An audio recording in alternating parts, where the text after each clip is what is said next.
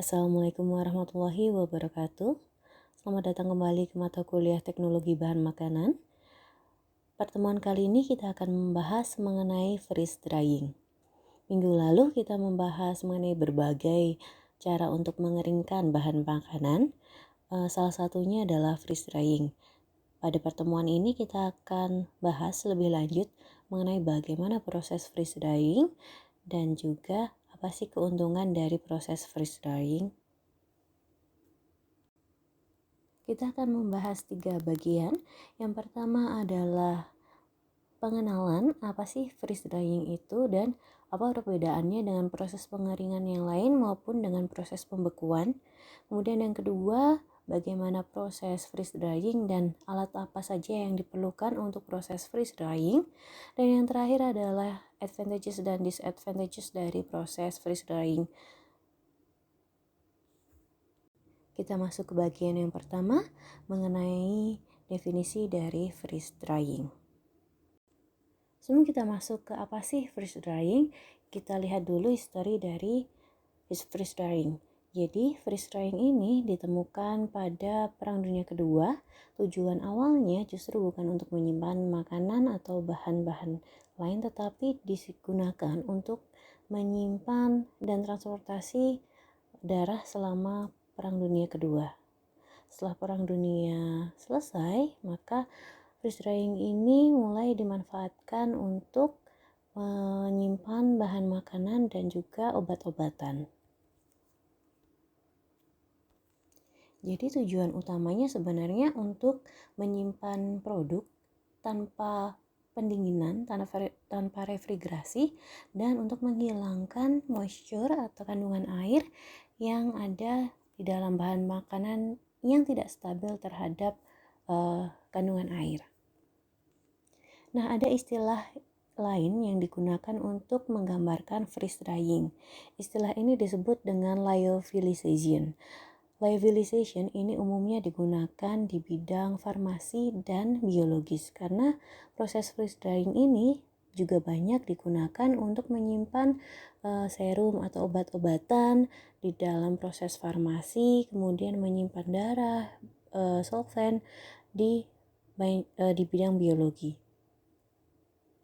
Tetapi kalau kita bahas di industri makanan atau di industri-industri besar, itu biasanya kita refernya sebagai freeze drying.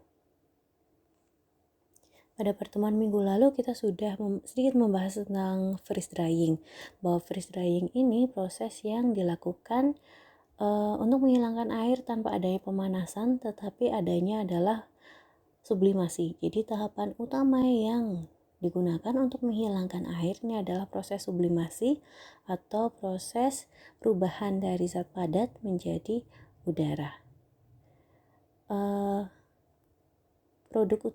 Produk makanan pertama yang dikembangkan dari proses freeze drying ini adalah kopi.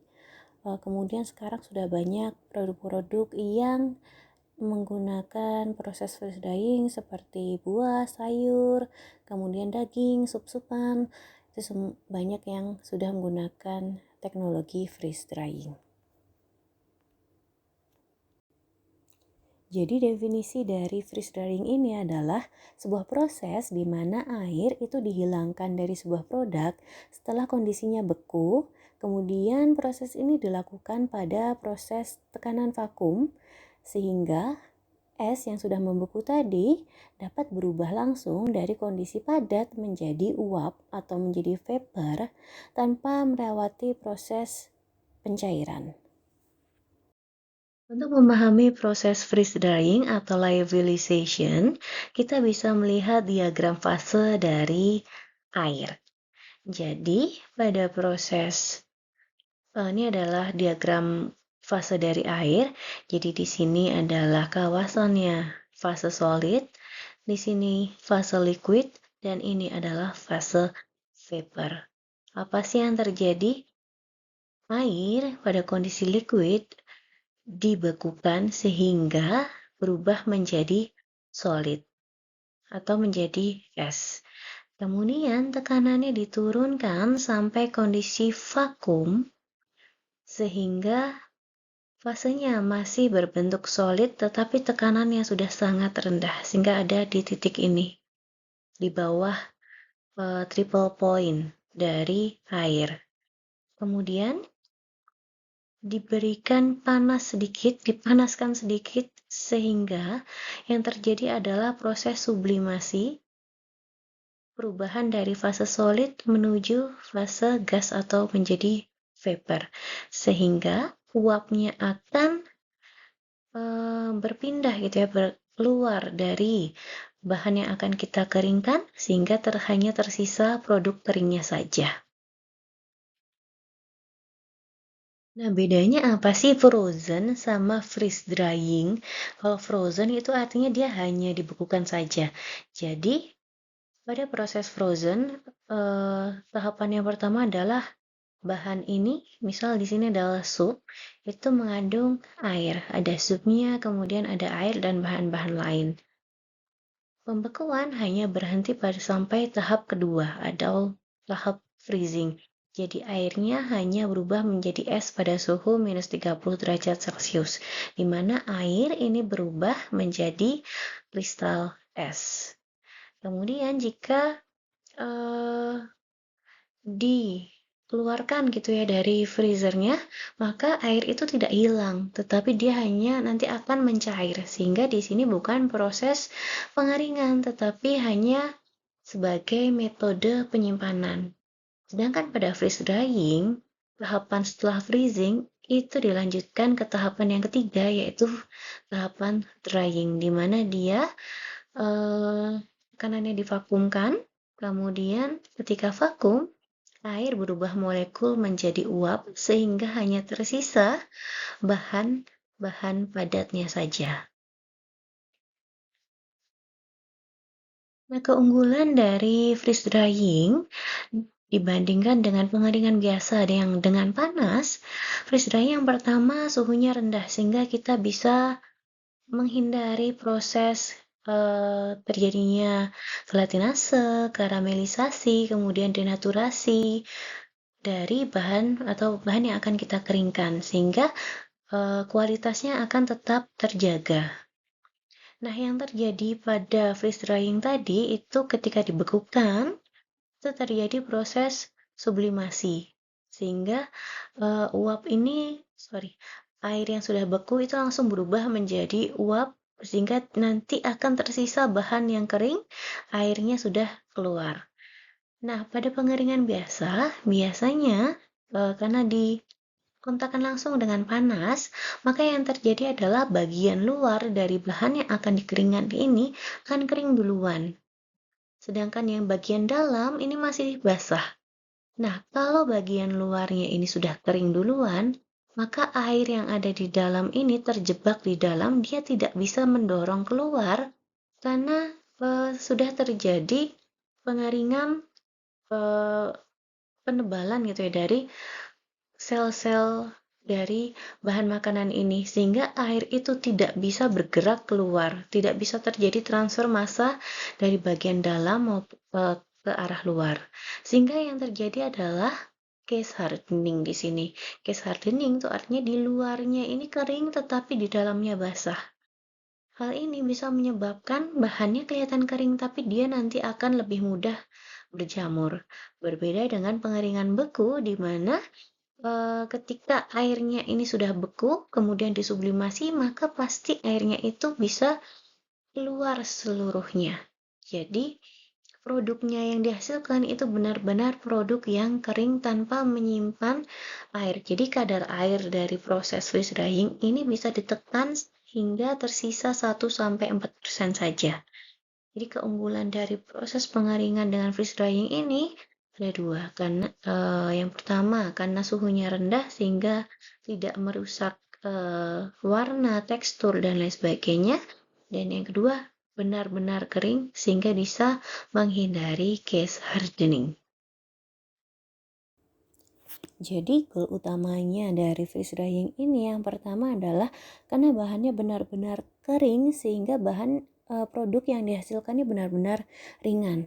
Karena benar-benar ringan, maka produknya akan lebih mudah untuk didistribusikan Kemudian karena airnya ini benar-benar hilang semua, maka dia bisa extend shelf life dari produknya dan produknya akan jauh lebih stabil.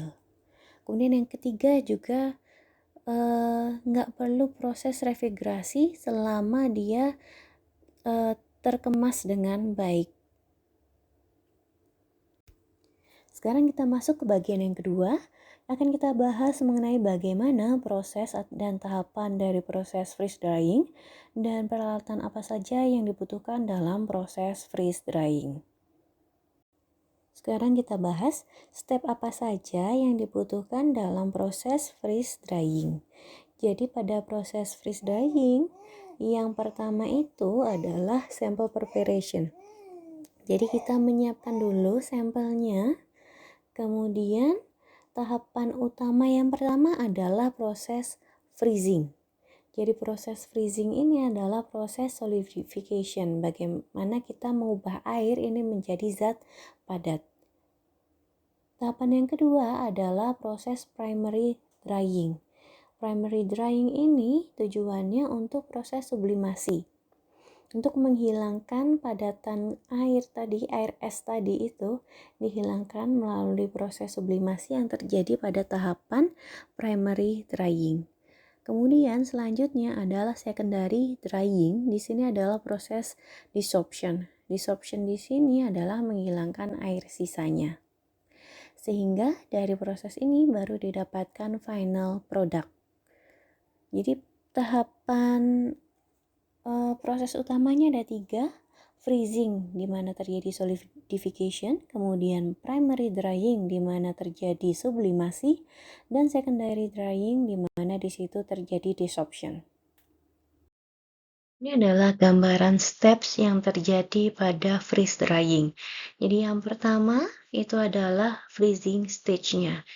Pada freezing stage ini tekanannya masih atmosferis, yang dikejar adalah pembentukan dari esnya sehingga suhu itu diturunkan sampai di bawah titik bekunya atau prosesnya disebut sebagai subcooling.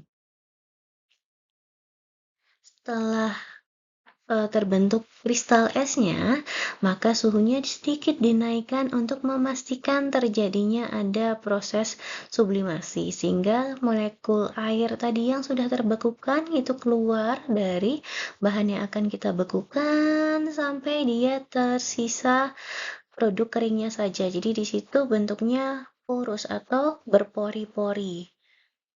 Kemudian suhunya dinaikkan pada kondisi ini, primary drying stage itu sudah dilakukan pada kondisi sangat vakum. Kemudian dari primary drying stage itu masuk ke secondary drying stage, di mana suhunya dinaikkan kembali sehingga terjadi desorption dari air yang tadi belum terbekukan, sehingga kita mendapatkan produk yang benar-benar kering dalam kondisi atmosferik. Kita bahas bagian yang pertama, yaitu tahapan freezing atau solidification. Namun sebelum proses freezing, biasanya produk dapat melalui proses pretreatment terlebih dahulu. Jadi proses pretreatment ini contohnya adalah mengubah produknya menjadi konsentrat gitu. Atau kalau produknya misal apel gitu ya, tidak dibikin menjadi chips tetapi mau dibikin jadi powder.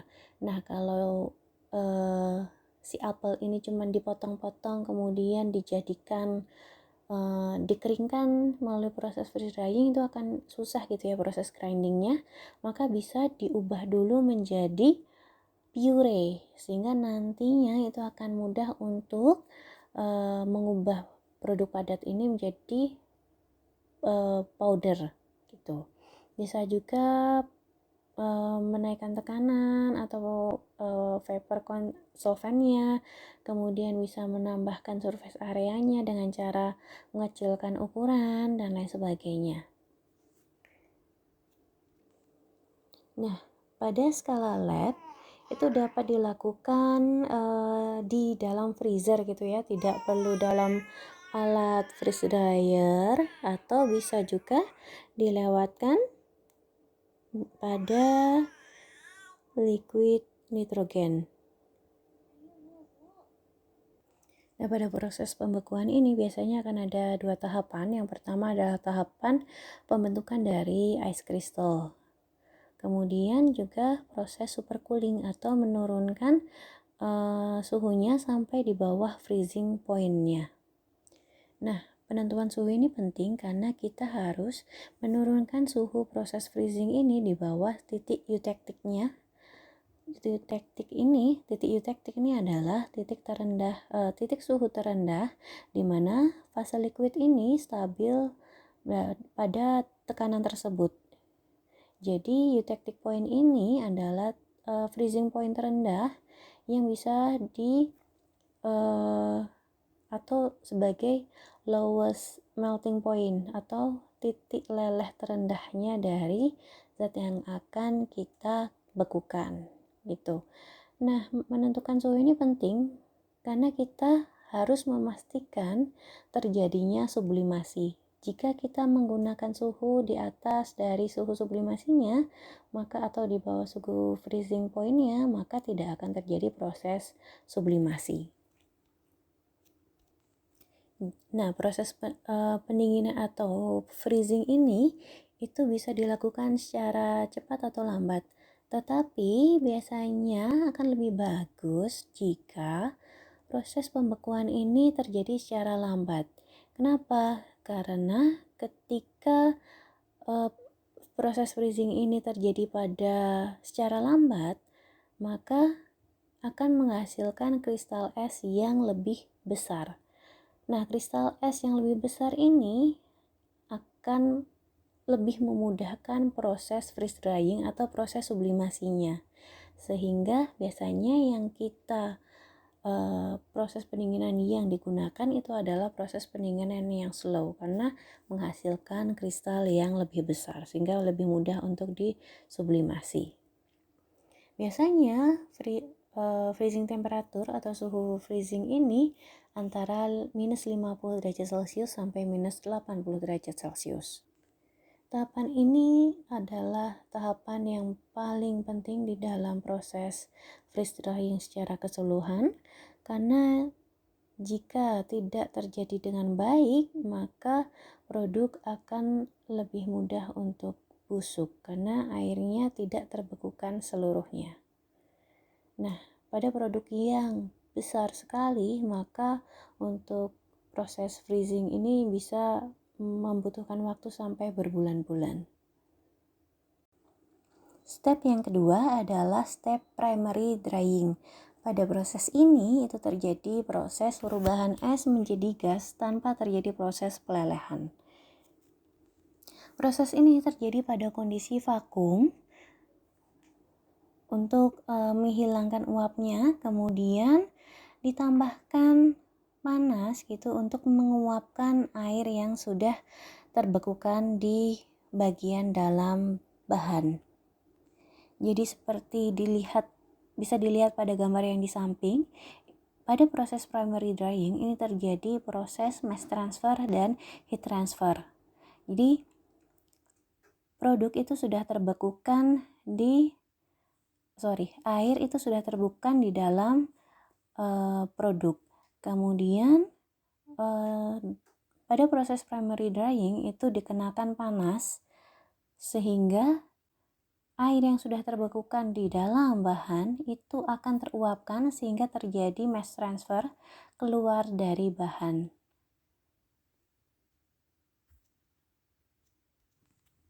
Nah, apa sih yang menjadi driving force dari proses sublimasi ini?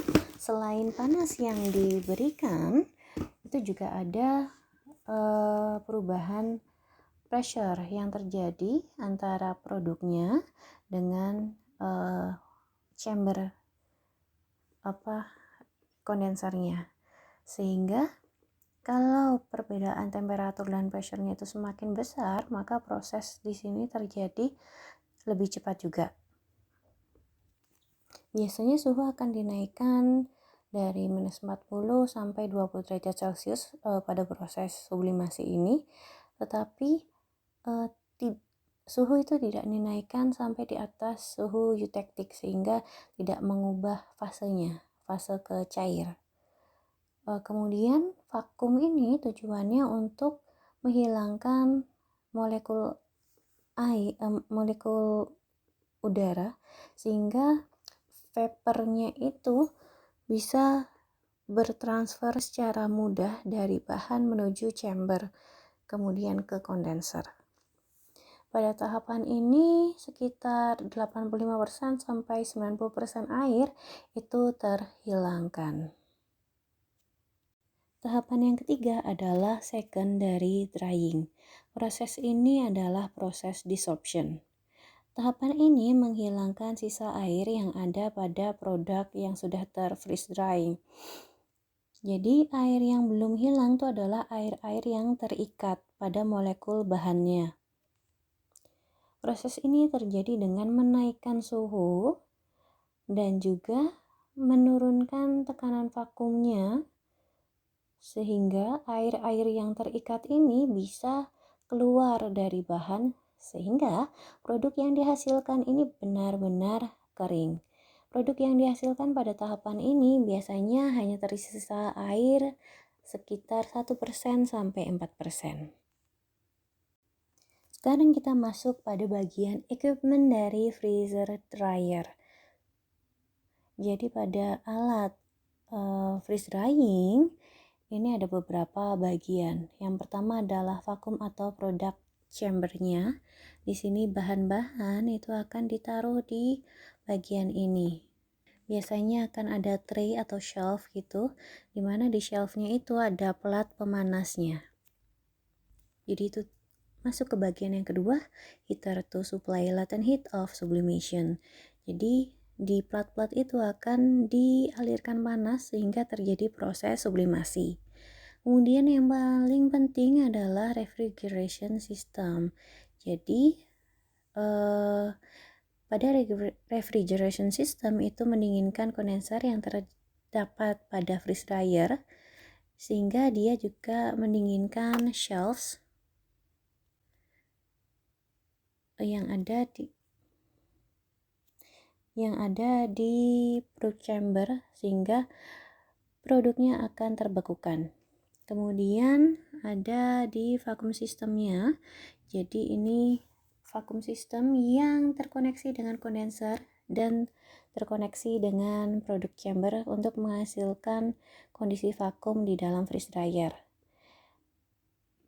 Jadi kemudian ada kondenser.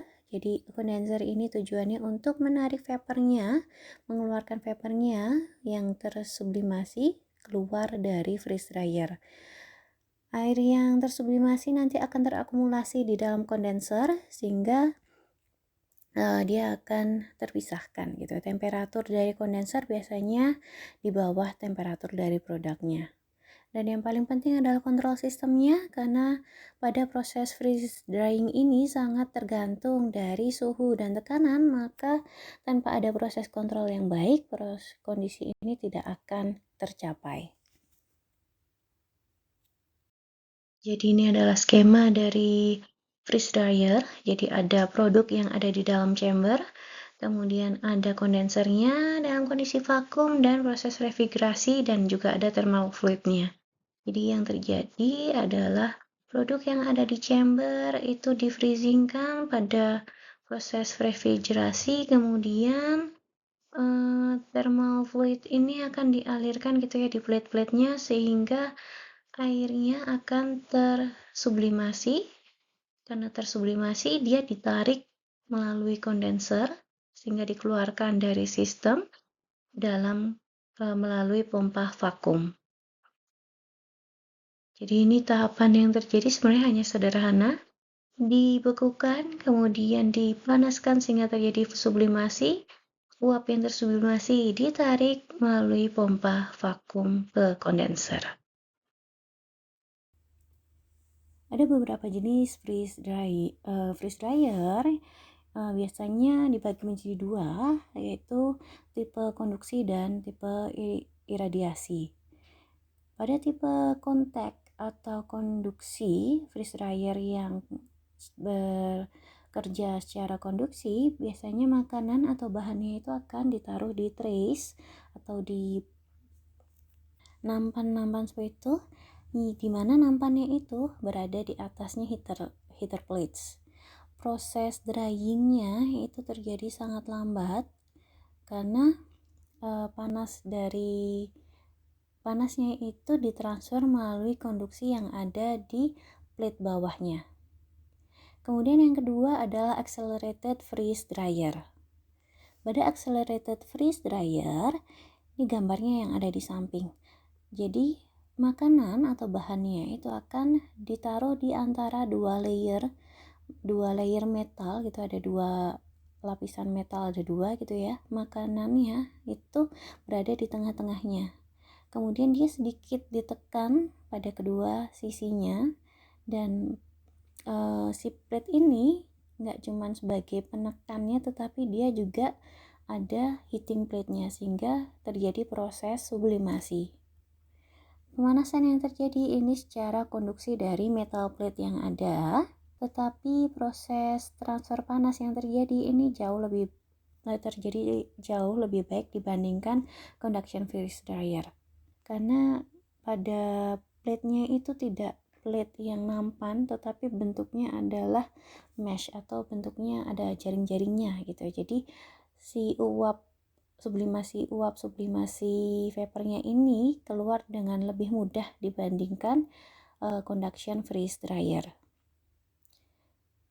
Jadi yang ketiga adalah radiation freeze dryer. Yang berbeda adalah sumber panasnya. Sumber panasnya ini dari infrared yang ditembakkan gitu di dalam chambernya, dan makanannya ada di nampan-nampan. Pada proses radiasi ini biasanya suhu panasnya itu lebih seragam dibandingkan tipe konduksi. Kemudian yang terakhir adalah microwave and dielectric freeze dryer. Biasanya digunakan pakai microwave ya untuk proses pemanasannya, tetapi memang jarang digunakan karena sulit untuk mengontrol microwave, karena pada proses microwave itu air akan jauh lebih mudah untuk dipanaskan atau jadi lebih mudah menguap gitu. Jadi sulit untuk dikontrol pada proses menggunakan microwave. Sekarang kita masuk ke bagian yang ketiga, advantages dari freeze drying dan disadvantages-nya, dan bagaimana sih efek dari freeze drying terhadap makanan yang dikeringkan. Sebelum kita bahas advantages dan disadvantages, kita bahas dulu bagaimana kita menyimpan produk-produk dari freeze drying. Jadi produk yang sudah dikeringkan secara pengering beku ini disebut bukan sebagai frozen foods, tetapi sebagai freeze dried product, atau kalau dalam bahasa Indonesia disebut sebagai produk pangan kering beku. Jadi bukan frozen food ya. Karena kalau frozen food keluar dari freezer, dibuka dia masih basah. Kalau freeze drying dibuka itu masih kering. Nah, pengemasan ini menjadi faktor yang paling penting untuk mempertahankan kualitas dari produk freeze dried gitu ya. Karena produknya kan premium ya, sehingga kita harus kemas juga secara baik untuk mempertahankan sifatnya. Nah, sifat yang paling utama dari produk freeze dried itu adalah sifatnya sangat-sangat higroskopis, sehingga perlu proses pengemasan dan pemilihan bahan pembungkus yang paling tepat untuk melindungi produk dari penyerapan air kembali. Jadi biasanya prosesnya pakai plastik yang tebal dan juga biasanya akan divakum untuk memperpanjang umur simpannya. Jadi produknya itu kedap udara. Nah, terutama pada produk-produk yang sensitif terhadap oksigen, itu vakum ini untuk menghilangkan udara sehingga menghindari proses oksidasi. Dan proses pengemasan itu harusnya dilakukan segera setelah proses pengeringan beku ini berakhir. Tetapi walaupun produk yang dihasilkan itu stable atau stabil pada kondisi freeze dried, tetapi secara jangka panjang atau ketika disimpan dalam waktu yang sangat lama itu mungkin juga terjadi kehilangan sifat aktifnya. Jadi kualitas yang mungkin berubah jika disimpan dalam waktu lama itu bisa sifat fisiknya, sifat kimianya, kemudian microbiological features-nya, mungkin bisa terjadi denaturasi protein, kemudian proses browning atau Maillard reaction, oksidasi, hidrolisis, dan proses-proses lainnya. Nah, plus minusnya dari freeze drying ini kita bahas dulu dari advantages-nya.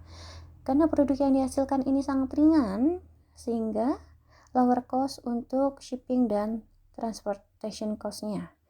Nah, karena ringan ini, maka produk juga akan lebih populer untuk orang-orang yang banyak jalan gitu ya, misalnya untuk camping, untuk yang hiking, atau buat ration atau makanan yang militer. Makanan-makanan militer itu kan butuh produk yang ringan, kemudian gampang untuk dehidrasi. Itu masuk ke bagian yang kedua, no refrigeration needed. Jadi nggak pada proses penyimpanan dan transportasinya nggak perlu proses pendinginan, sehingga bisa menekan proses biaya untuk storage. Dan juga kadar airnya sangat rendah, jadi tidak dapat menumbuhkan jamur sehingga bisa meningkatkan umur simpan. Artinya dia produknya stabil. Nah, seperti yang digambarkan sebelumnya gitu ya, ketika proses freeze drying itu si produk air itu kan meninggalkan pori-pori yang dari bahannya gitu ya, sehingga pada proses sublimasi itu produk yang kering sifatnya porous atau berpori-pori. Nah, pori-pori yang terbentuk ini akan mempermudah proses rehidrasi produk, sehingga mudah untuk proses penyiapannya, untuk konsumsinya, dan lebih mudah dilarutkan gitu ya. Tetapi disadvantages-nya biasanya volatile compound-nya itu bisa mungkin keluar dari proses vakumnya ketika proses vakum. Kemudian yang kedua, unitnya ini sangat-sangat mahal. Yang saya tahu di Indonesia tuh nggak banyak ya. Misal kayak ASI ibu itu bisa diproses. Di Indonesia itu ada fasilitas untuk memproses dengan proses freeze drying. Itu untuk 1 liternya itu biaya yang dibutuhkan adalah sekitar 1 juta. Jadi cukup mahal ya untuk prosesnya gitu ya. Karena unitnya tuh sangat mahal. Jadi akhirnya production cost-nya juga mahal. Jadi misal tadi yang ASI 1 liter itu bisa habis 1 juta. Padahal dalam 1 juta itu produk sisanya dari ASI itu hanya sekitar 10-20%. Sisanya adalah air.